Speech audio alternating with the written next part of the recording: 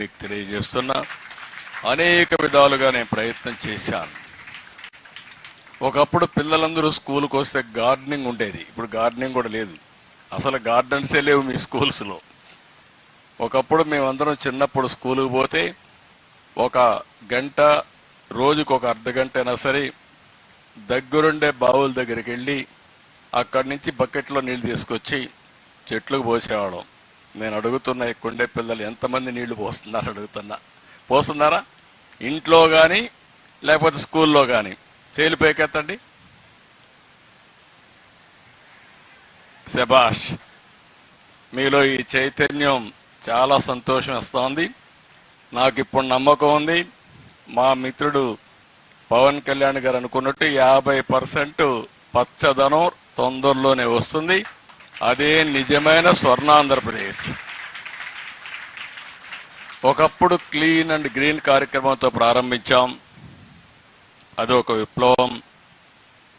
ఒకప్పుడు ఇంకుడు గుంతలు దవ్వితే చాలా మంది నన్ను ఎగతాళి చేశారు. ఈయనేంటి ఇంకుడు గుంతలు దవ్వమంటున్నాడని.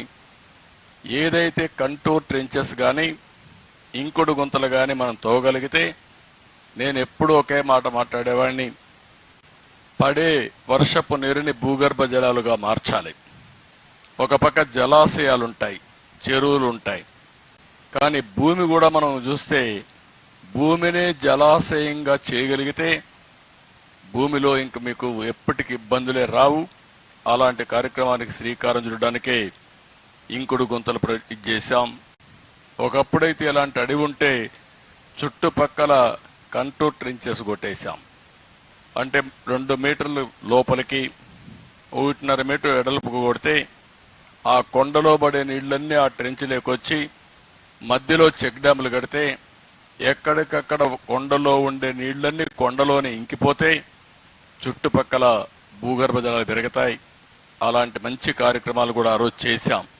ఈరోజు ఫారెస్ట్ డిపార్ట్మెంట్ ఇక్కడే ఉన్నారు. ఆ గుంతల్లో మట్టి కూడా తీయలే. మళ్ళీ వచ్చాడు పవన్ కళ్యాణ్ గారు, ఇప్పుడు తీయిస్తారు. నాకు ఏమాత్రం అనుమానం లేదు, డబ్బులకు కొరత లేదు. ఆయన దగ్గర 2 పోర్ట్ఫోలియోస్ ఉన్నాయి.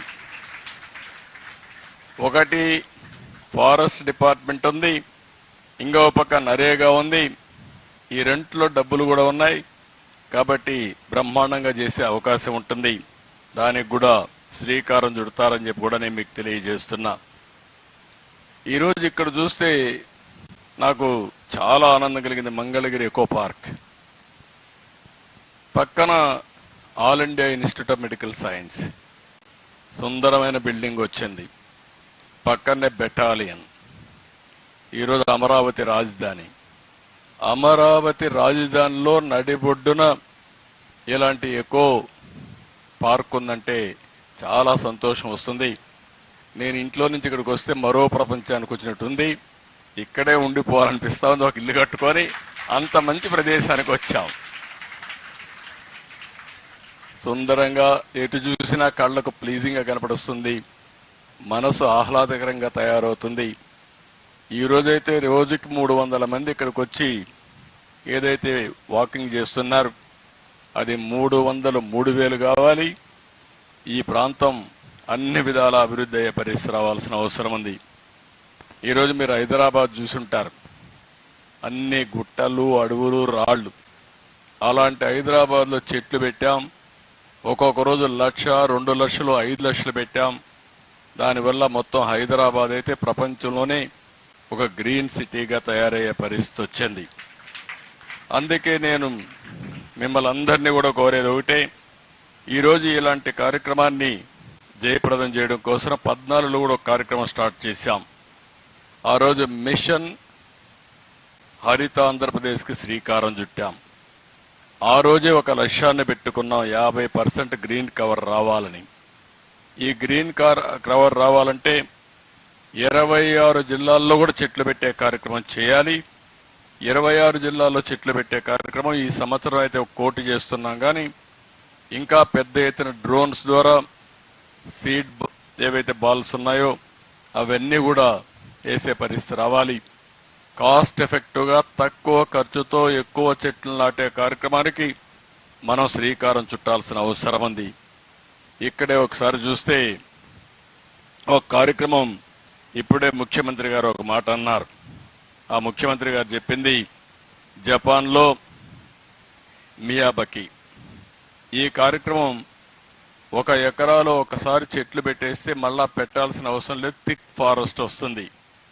దీనికి ఇప్పుడే నేను అడిగితే చిరంజీవి గారు అడ్డుకొని ఒక 5-6 లక్షలు అవుతుంది బిగినింగ్ లో ఖర్చు అన్నారు. నేను అన్నాను పర్వాలేదు, మా మిత్రుడు పవన్ కళ్యాణ్ గారు చేయగలుగుతారు. అందుకే ఈరోజు ఏమనుకున్నామంటే 175 నియోజకవర్గాల్లో నగర వనాలు పెడుతున్నాం. అక్కడ జపనీస్ టెక్నాలజీ ఏదైతే ఉందో మియాబకి అనే కార్యక్రమం ద్వారా 1 హెక్టార్లు అంటే 2.5 ఎకరాల్లో చెట్లు పెట్టేది ఒక ఆదర్శంగా తయారు చేసి ఎవరెవరు ముందుకు రాగలుగుతారో వాళ్ళందరూ చేసేట్టుగా ఇది ఒక ఉద్యమంగా తయారు చేయాలని చెప్పి అనుకుంటున్నాం. ఇది కూడా అప్పుడు మీరందరూ అక్కడ చూస్తారు, చూస్తే మీకు ఒక ఐడియా వస్తుంది. దాని ప్రకారం ముందుకు పోతామని చెప్తే కూడా నేను మీకు తెలియజేస్తున్నా. అదే మరిగా ఈరోజు ఇప్పుడే వారు ఇంకొక అవకాశం కూడా చెప్పారు.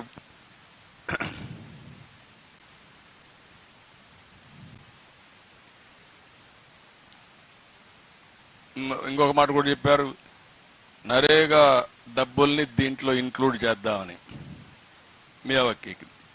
మియావాకీకి నరేగా డబ్బులు అది ఈజీగా అవుతుంది.